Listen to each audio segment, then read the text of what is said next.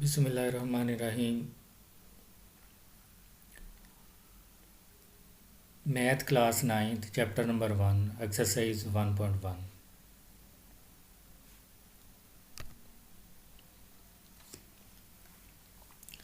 Chapter number 1 matrices के बारे में है। मैट्रिसेस का आइडिया जो है वो आर्थर कैली ने दिया, एक इंग्लिश मैथमेटिशियन था 19th सेंचुरी के अंदर, और उसने एक बुक लिखी जिसका नाम था थ्योरी ऑफ मैट्रिसेस 1958 के अंदर। अब मैट्रिसेस है क्या? एक रेक्टेंगुलर एरे है, एक rectangular arrangement of formation of collection of real numbers है, और नंबर्स में 0 1 2 3 4 5 6 7 ऐसे हो सकते हैं, और उसको आपने रेक्टेंगुलर अरेंजमेंट जो है वो देनी है, जैसे 1 3 4 7 2 0 वगैरह, और फिर उसको आपने बड़ी ब्रैकेट जो है उसके अंदर क्लोज कर देना है, जैसा कि ये है।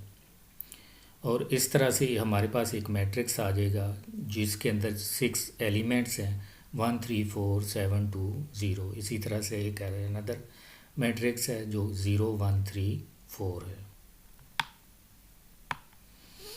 अब एक्सरसाइज की तरफ आते हैं। सबसे पहला क्वेश्चन है find the order of the following. अब ऑर्डर किसके इक्वल है? किसी भी मैट्रिक्स का ऑर्डर अगर देख रहे हैं तो वो रो बाय कॉलम के इक्वल है, रो बाय कॉलम। सबसे पहले हम रोज़ लिखेंगे, फिर बाय लिखेंगे, फिर देन हम कॉलम लिखेंगे। जैसा पहला है, इसके अंदर 2 रोज़ हैं, 1 2, और कॉलम कितने हैं?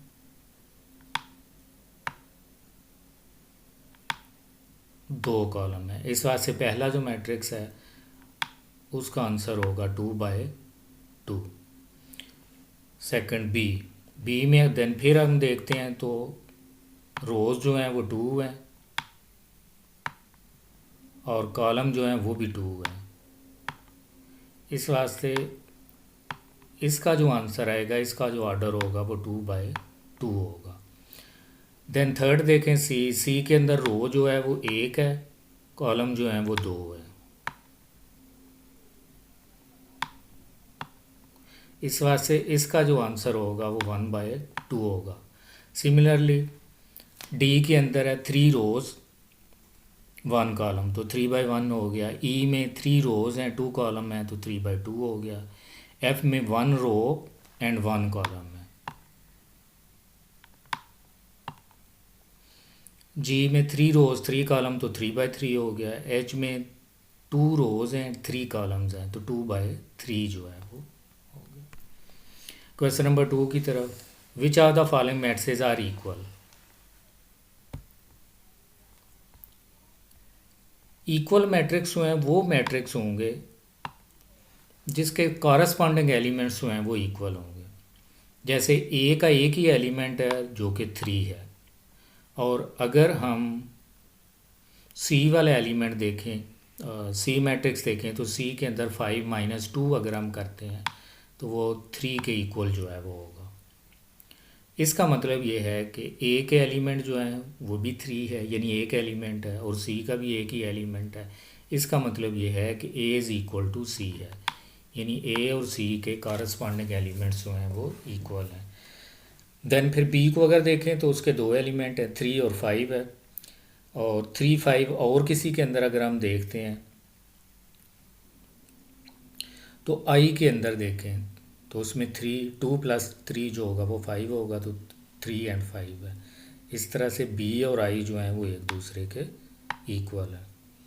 फिर उसके बाद ई देखें 4062, एच देखें 4062, और जे देखें उसमें भी 4062 है। तो ये 3 मैट्रिसेस जो हैं वो एक दूसरे के इक्वल हैं। फिर एफ जी, वो अगर आप दोनों देखते हैं तो एफ़ के अंदर 2 6 है, और जी के अंदर भी इनको सॉल्व करने के बाद 2 6 जो है वो आता है। इसका मतलब है कि एफ़ और जी भी एक दूसरे के इक्वल है। Question number 3, find the value of A B C and D.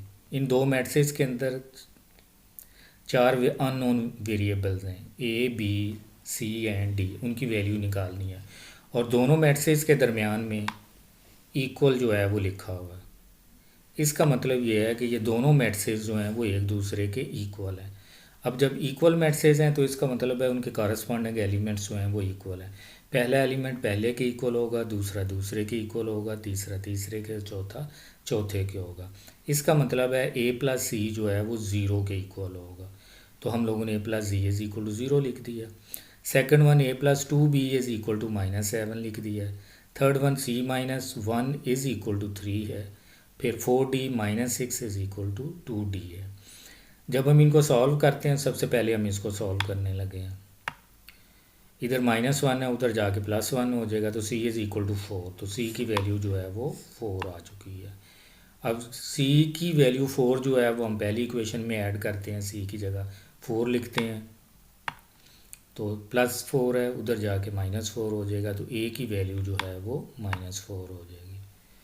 अब सेकंड इक्वेशन में देखें तो a की जगह पे हम -4 जो है वो वैल्यू डालने लगे हैं। -4 उधर जाके +4 हो जाएगा, -7 +4 -3, और b इधर मल्टीप्लाई हो रहा है, उधर जाके डिवाइड हो जाएगा, तो b की वैल्यू जो है वो ये आ गई है। लास्ट वन d जो है, ये d 2d को लेफ़्ट साइड पे ले आएँ तो -2d हो जाएगा, -6 को राइट पे ले जाएँ तो +6 हो जाएगा। 4d - 2d is equal to 2d। अब ये जो 2 है इधर मल्टीप्लाई हो रहा है, उधर जाके डिवाइड हो जाएगा, 6 divided by 2 is equal to 3, तो d का आंसर जो है वो 3 हो जाएगा।